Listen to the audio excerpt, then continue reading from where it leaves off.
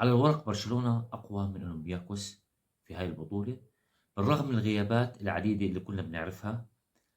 بس ما يعيب برشلونة في هاي المرحلة عدم الضغط على لاعبي الخصوم وعدم الشراسة وافتكاك الكرة منهم، واللي منعهم من بناء الهجمات وتهديد مرمى فريق برشلونة.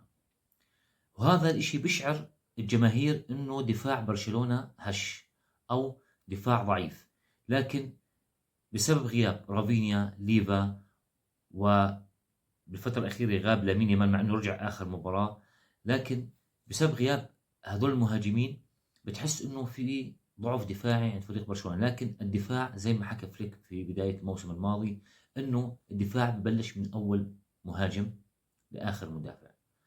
لكن هاي الغيابات أشعرتنا إنه فريق برشلونة عنده ضعف دفاعي، لكن بتمنى إنه يكون في حلول عند هانز فليك ويكون عالج الموضوع هذا من خلال التدريبات، وإنه يوجه اللاعبين المتاحين حاليا إنهم يضغطوا على الخصوم لمنعهم من بناء الهجمات، وتوجيه لاعبي الوسط لافتكاك الكرة بأسرع وقت ممكن من لاعبي الخصوم.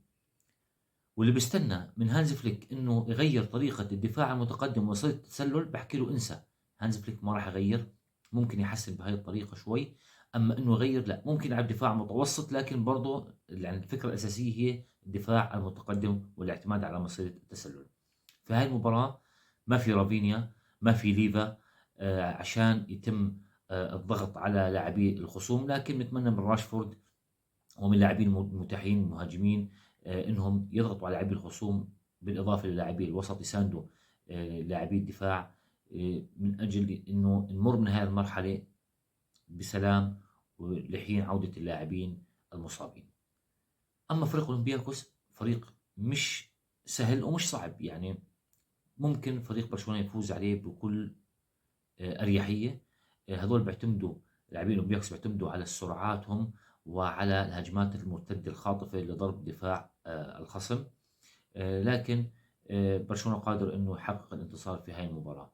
اما التشكيل المتوقع لبرشلونه: في حراسه المرمى تشيزني، في الدفاع بالدي، كوبارسي، اروخو، وغارسيا، في الوسط كاسادو، ديونج، وفيرمين لوبيز، في الهجوم لامين يامال، راشفورد، وروني. تشكيله اولمبياكوس المتوقعه: في حراسه المرمى تسولاكيس، في الدفاع روتسوس وجوليان وكوستينها وفرانشيسكو أورتيغا، في خط الوسط سانتياغو هيز، داني غارسيا، وجيلسون، في خط المقدمة شكيتينهو ودانييل وأيوب الكعي. أنا توقعاتي لهذه المباراة فوز برشلونة على فريق أولمبياكوس 4-1. تحيا برشلونة دائما وأبدا.